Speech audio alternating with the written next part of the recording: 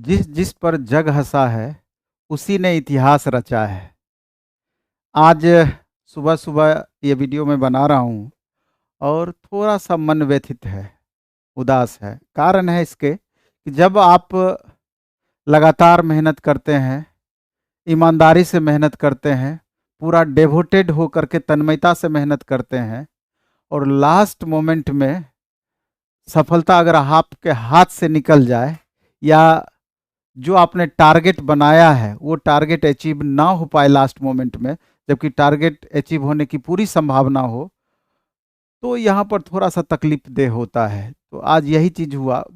ये मैं अपने रिगार्डिंग नहीं बोल रहा हूँ, बल्कि कुछ छात्र सुबह सुबह हमसे मिलने के लिए आए और ये वैसे छात्र थे कि जिनका 1 मार्च से पॉइंट में, जिनका कि इस बार 2 मार्च से रिजल्ट से वो वंचित रह गए। उन्होंने पूरी ईमानदारी से मेहनत की थी और वैसे भी कुछ छात्र इसमें थे जो कि मैक्सिमम मार्क्स ला करके दौड़ से बाहर हो गए। अब ऐसे भी छात्र थे, इस बार आप टीआरई 2.0 की बात हम कर रहे हैं कि 91 मार्क्स ला करके यूआर कैटेगरी में पीजीटी मैथ में 11-12 में वो दौड़ से बाहर हो गए। 92 कट ऑफ उसका चला गया। इसी तरीके से और भी कैंडिडेट थे अलग अलग सब्जेक्ट के भी, जिनके साथ ये स्थिति हुई थी। और ईमानदारी से अगर पूछा जाए तो हमको भी थोड़ा सा भी उम्मीद नहीं था और हम दावे के साथ, गारंटी के साथ उस छात्र को हम बताए थे कि किसी भी परिस्थिति में तुम्हारा रिजल्ट नहीं रुकेगा। 91 मार्क्स 120 में कम नहीं होता है। और ऐसा नहीं था कि क्वेश्चन का लेवल बहुत आसान था। तो बड़ी विश्वास के साथ छात्र हमसे ये बात पहले पूछे थे कि सर हमारा रिजल्ट होगा कि नहीं। एक तरीके से वो अंदर से बहुत खुश भी थे। लेकिन होता है ऐसा कभी कभी, आप जो उम्मीद लगाते हैं या उम्मीद करते हैं, या आपका इतने दिन का एक्सपीरियंस कई जगह पर फेल हो जाता है। हालांकि हम देखा जाए तो 82 टू 85 कट ऑफ दिए थे, जो कि मैक्सिमम कट ऑफ अन्य की तुलना में था हमारा, क्योंकि हमको भी कतई उम्मीद नहीं था कि इतना दूर तक कट ऑफ जा सकता। और कई सारे पेपर में इस तरह की बातें हुई, कई सारे सब्जेक्ट में सही भी हुआ। तो ये चीज़, ये दौड़ चलते रहती है। अब यहाँ पर आकर के थोड़ा सा अपने को बूस्ट करने की ज़रूरत है। हिम्मत हारने से आपका काम नहीं चलेगा, क्योंकि इस लेवल में जब आप पहुँचते हैं, 1 मार्च से छूट रहा है, आधा मार्च से छूट रहा है, तो आप समझिए कि थोड़ा सा पुश होने की ज़रूरत है। और कहीं ना कहीं ज़रूर कुछ न कुछ कमी हमसे रह गई, जिसके वजह से रिजल्ट से हम वंचित रहे। कहीं ना कहीं कुछ स्टूडेंट हमसे ज़्यादा मेहनत किए, जिनसे उसको सफलता मिली और रियल में वो इसके हकदार थे, और हम में कुछ कमी थी। तो इसको पॉजिटिव वे में लेना है, निगेटिव वे में नहीं रहना है। और इसको लेकर के आप बार बार सोचते रहेंगे, परेशान रहेंगे, तो इससे सॉल्यूशन नहीं होना है। अभी आपके पास अपॉर्चुनिटी है, टीआरई 3.0 अगस्त में होनी है। तो जो दूसरे नए बच्चे मेहनत करेंगे, आपका तो ऑलरेडी मेहनत किया हुआ है, थोड़ा अधिक मेहनत कर देंगे, अपनी कमियों को, जो पिछली बार जो आप में कमियां रही उसको थोड़ा सा दूर करने का प्रयास करेंगे, तो हमको नहीं लगता है कि बहुत ज़्यादा आपके साथ परेशानी रहेगी। और मे भी कि आपको सफलता मिल भी जाए। अभी सप्लीमेंट्री रिजल्ट की बातें हो रही है, और जितनी भी वीडियोज हाल के दिनों में हमने बनाई है, सब वीडियो में हमने इस बात की चर्चा जरूर की है आयोग से, आयोग के चेयरमैन, शिक्षा विभाग, बिहार सरकार से, कि सप्लीमेंट्री रिजल्ट जो वास्तविक संख्या होनी चाहिए उतनी विभाग के द्वारा जरूर देनी चाहिए, जिससे कि इसी एग्जाम में बैठे छात्रों को, यानी टीआरई 2.0 में बैठे छात्रों को उसका लाभ मिल पाए। अब जो नियोजित टीचर के संदर्भ में है वो तो अगली वैकेंसी में ऐड होगा, लेकिन जो सप्लीमेंट्री रिजल्ट का आपने क्राइटेरिया दिया है उस हिसाब से भी देखेंगे तो मल्टीपल रिजल्ट पर बहुत सारे कैंडिडेट हैं। एक स्टूडेंट का 2 जगह, 3 जगह, 4 जगह, 5 जगह तक रिजल्ट है। अगर शिक्षा विभाग और कल्याण विभाग को भी जोड़ देते हैं तो कई सारे ऐसे कैंडिडेट हैं। तो हमारा अपना मानना था कि 25 से 30 हज़ार सीटें वैकेंट रह सकती है और 25 से 30 हज़ार सप्लीमेंट्री रिजल्ट दी जा सकती है। लेकिन कुछ एक जगह पे देखने को कल मिला कि चेयरमैन सर निश्चित रूप से इस मामले को संज्ञान में लिए बधाई के पात्र हैं, और वो अपने हिसाब से उन्होंने बताया कि जल्द ही हम सप्लीमेंट्री रिजल्ट जारी करेंगे। तो वन कैंडिडेट वन रिजल्ट की जो बातें चल रही थी उसको लेकर के ट्विटर कैंपेन भी किया गया था, तो सर संज्ञान में लेकर के अब देखना यह है कि कितनी संख्या में वाजिब में रिजल्ट दी जाती है शिक्षा विभाग के द्वारा या आयोग के द्वारा।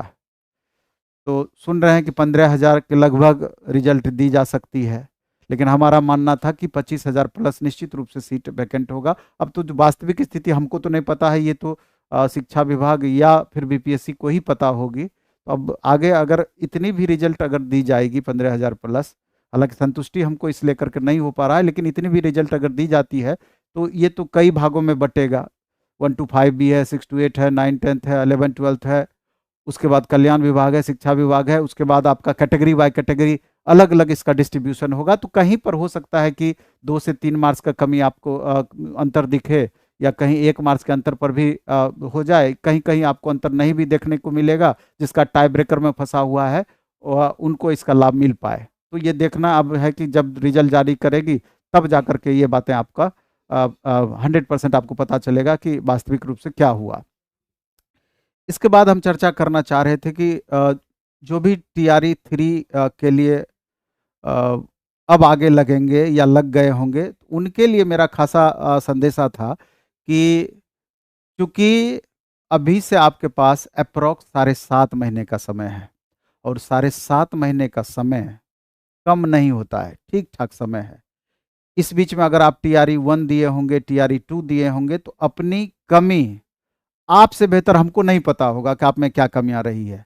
उस कमी को पहचान करके थोड़ा सा अकेले में बैठे और गौर करें कि क्या दिक्कत रही जिसके कारण से हमारा रिजल्ट नहीं हुआ, या कितने मार्क्स की कमी रह गई, और आगे चल करके हमको क्या सुधार करने की जरूरत है, किस पर ज़्यादा फोकस करने की जरूरत है, किस सब्जेक्ट पर फोकस करने की जरूरत है, किस टॉपिक पर हमको फोकस करने की जरूरत है, और एक रूटीनबद्ध तरीके से मेहनत करने की जरूरत है।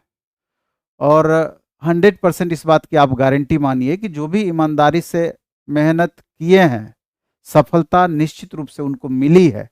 हाँ, कुछ एक केस में ऐसा हो सकता है कि बनिस्पत जैसे अभी खूब मेहनत किए, लेकिन आप उस लेवल को अचीव नहीं कर पाए, कुछ मार्क्स से आपका रह गया। तो मेरा मानना है, मेरा कहना है कि पहले तो आप कंटेंट उसके लिए डिसाइड करें कि क्वेश्चन का जो लेवल रहा, किस तरह का क्वेश्चन पूछा, कहाँ कहाँ से क्वेश्चन उठाया गया होगा, और उससे 10-20% ऊपर ही आपको लेवल आगे का ले करके चलना होगा। क्योंकि जैसे आप देखें TRE 1 हुआ, उसके बनिस्पत TRE 2 में ज़्यादा कट ऑफ गया और भीड़ भी ज़्यादा रही, और TRE 3 में हो सकता है कंपटीशन का लेवल और ज़्यादा आपका बढ़ जाए। मैथ की अगर हम बात करें 9 10th हो या 11 12th, अब आपको ये चीज़ इस उद्देश्य से चलना होगा कि 100 प्लस हम कैसे लाएंगे। मे बी की कट ऑफ कम चला जाएगा, उसमें दिक्कत नहीं है, कैटेगरी वाइज कम जाएगा ज़्यादा जाएगा, ये अलग बातें हैं, लेकिन अपना टारगेट हमेशा थोड़ा ऊपर का रहना चाहिए। ऊपर का टारगेट लेकर चलेंगे तो निश्चित रूप से कट ऑफ के करीब आप पहुंच पाएंगे। अगर आप अपना दायरा या अपना टारगेट ही छोटा रखेंगे तो फिर परेशानी और ज़्यादा बढ़ेगी। तो इन चंद बातों को आपको ध्यान रखना है, और बुक्स मटेरियल भी अभी से कलेक्ट करके उसके हिसाब से खुद को तैयार करना है। उसके हिसाब से आपको रूटीन बनाना चाहिए कि डेली हमको 8 घंटे, 10 घंटे, 12 घंटे, 6 घंटे, जिस हिसाब से आप एडजस्ट कर पाते हैं उस हिसाब से एक योजनाबद्ध तरीके से आपको आगे बढ़ने का प्रयास करना चाहिए। क्योंकि आप देख रहे हैं कि पीछे स्क्रॉल लगातार हो रहा है, लगभग हजारों छात्रों का, 2000 प्लस स्टूडेंट का प्लेटफॉर्म बाय नवीन कुमार सिंह अपना यहाँ से रिजल्ट हुआ है। और निश्चित रूप से ये सफलता हमको और ज़्यादा उत्साहित करती है, और उन तमाम छात्रों को भी, क्योंकि सफलता कभी भी मिलती है तो स्पेशल एक तरफा मेहनत की बातें नहीं होती है। हमारा अंश 20%, आपका मेहनत 80%, तभी जाकर के आपको सफलता मिलती है। हाँ, ये कहिए कि अगर गाइड अच्छा मिल जाती है तो बनिस्पत सफलता हमारी आसान हो जाती है। कंटेंट अच्छा मिलेगा, गाइड अच्छा मिलेगा, प्रमोट करने वाले अच्छे आपको मिल जाएंगे, पढ़ाई आपको ढंग से होगा, सफलता क्यों नहीं मिलेगी। लेकिन हम लाख पढ़ा दें, लाख बेहतर करने की कोशिश करें, लेकिन अगर आपका म्यूचुअल मेहनत उसके अकॉर्डिंग नहीं होगा तब भी सफलता आपको नहीं मिल पाएगी। इन बातों को निश्चित रूप से ध्यान रखना है। और पढ़ने के भी कई तरीके हैं। आप चाहें खुद से पढ़ाई करिए, उससे बेहतर कुछ नहीं है। सेल्फ स्टडी सबसे बेस्ट स्टडी माना जाता है। लेकिन सेल्फ स्टडी में कभी कभी क्या प्रॉब्लम होता है, अब मान लीजिए कि मैथ और साइंस है, बहुत सारा टॉपिक उसमें चैप्टर ऐसा होगा कि खुद से पढ़ने में जो चीज़ ट्यूटर के माध्यम से एक सप्ताह में उसको आप क्लियर करते, खुद से पढ़ने में 15 दिन भी लग जाएगा, फिर भी कुछ क्वेश्चंस ऐसे रह जाएंगे, कुछ प्रॉब्लम्स ऐसे रह जाएंगे, वो प्रॉब्लम बना हुआ ही रह जाएगा। अगर सही से गाइड करने वाले कोई सीनियर्स आपको मिल जाते हैं या कुछ कलीग उस तरह के मिल जाते हैं तो मे भी आपको थोड़ा सा आसान ज़्यादा हो जाए। तो ट्यूटर और खुद से पढ़ने में अंतर यही होता है कि जो चीज़ ट्यूटर पढ़ाएंगे वो एक योजनाबद्ध तरीके से आपको पढ़ाएंगे, एक प्लानिंग के तहत पढ़ाएंगे।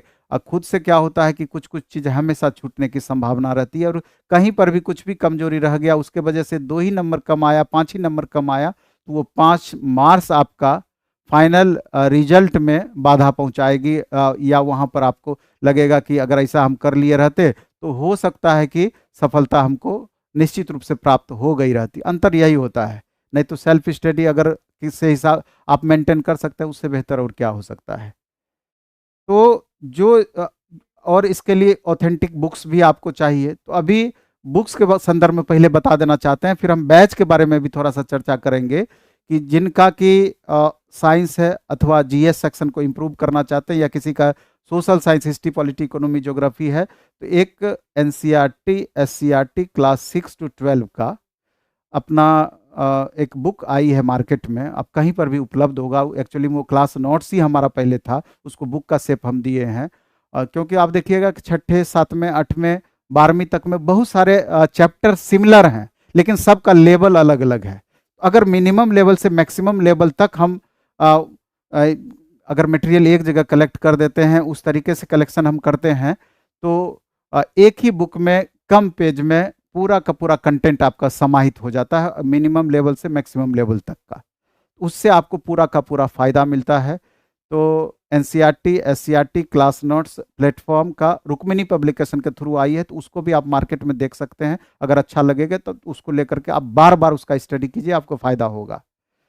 बाकी अपना क्लास भी आज से स्टार्ट हो रहा है, 1 to 5 का, 6 to 8 का, 9 10th का, 11 12th का क्लास आपका 10 के बाद स्टार्ट होगा। और TRE 3.0 के लिए कुछ बैचेज एस्टेट के लिए भी अपना स्टार्ट हो रहा है, लेकिन TRE 3.0 के लिए एकदम बेसिक फाउंडेशन की तरह अभी आपका बैच स्टार्ट होगा, जो कि लगभग 7 साढ़े 7 महीने तक चलेगा। क्योंकि टाइम पर्याप्त है, इसलिए धीरे धीरे टॉपिक बाय टॉपिक, जो chapter by chapter her chapter and होने के बाद तुरंत उसका क्वेश्चंस का सॉल्यूशन और क्वेश्चन का डिटेल एक्सप्लेनेशन सहित, क्योंकि अब तो हमको ये पता भी है कि TRE 1 में क्वेश्चन का लेवल क्या रहा, TRE 2 में क्वेश्चन का लेवल क्या रहा, तो उसके हिसाब से पढ़ाई भी आपको देखने को मिलेगी। और एक बात तो अब है कि आप 1 to 5 का तैयारी करें, 6 to 8 का तैयारी करें, 9 10 का करें, सभी का क्वेश्चन का लेवल वहीं तक पहुंचाया जा रहा है। 6 to 8 भी है, 9 10 भी है, तो आपको निश्चित रूप से 6 to 8 वाले को 9 10 वाले जो स्टूडेंट पढ़ रहे हैं उससे कतई अलग नहीं किया जा सकता। इस बार तो आप देखे होंगे मैथ वगैरह में 9 10 का जो क्वेश्चन का लेवल रहा उससे ज़्यादा टफ क्वेश्चन 6 to 8 का रहा। 1 to 5 का आप देख लीजिए TRE 1 में क्वेश्चन का क्या लेवल रहा। इसलिए बैच भी उसी तरीके से आपका दिया गया है, उसी तरीके से किया गया है कि मिनिमम लेवल से मैक्सिमम लेवल तक आपका वो कवर होगा, कहीं कोई दिक्कत नहीं है। और फिर से हालांकि फिर से हम उस बात पे आना चाहते हैं कि अगर सेल्फ स्टडी के माध्यम से होगा तब भी आप खुद से करिए, लेकिन अभी से आप लग जाइए। और सप्लीमेंट्री रिजल्ट जल्दी आएगी, तो हमको लगता है कि और बहुत सारे बच्चों को राहत हो सकती है वहाँ पर। और खामियां तो इस बार आयोग में बहुत जगह पर रही, हिंदी को लेकर के खामी रही, कैसे आपका मेल और फीमेल का कट ऑफ बराबर गया, जबकि मेल का फीमेल का क्षैतिज आरक्षण की बातें कही गई थी 35% और 50% वाली, तो वहाँ पर पूरी तरीके से इम्प्लीमेंट हुआ कि नहीं, बहुत बातें अभी भी है जो कि क्लियर नहीं है। आगे आने वाले दिनों में हो सकता है कि आयोग इस बात को क्लियर करे, तो समझ में आए, क्योंकि बहुत बातें अभी भी समझ में नहीं आ पा रही है। तो इस वीडियो को हम ज़्यादा लंबा नहीं करेंगे, लेकिन लास्ट में हमारा उद्देश्य यही होगा कि जैसे भी हो, आपको अभी से TRE 3 के लिए या एस्टेट के लिए पूरी ईमानदारी से लग जानी चाहिए। और मेहनत का कोई विकल्प नहीं है। अच्छे से मेहनत कीजिए, मन से मेहनत कीजिए, दिल से मेहनत कीजिए, सफलता गारंटेड आपको मिलेगी। तो इस वीडियो में हम इतना ही रखेंगे। धन्यवाद। Best of luck.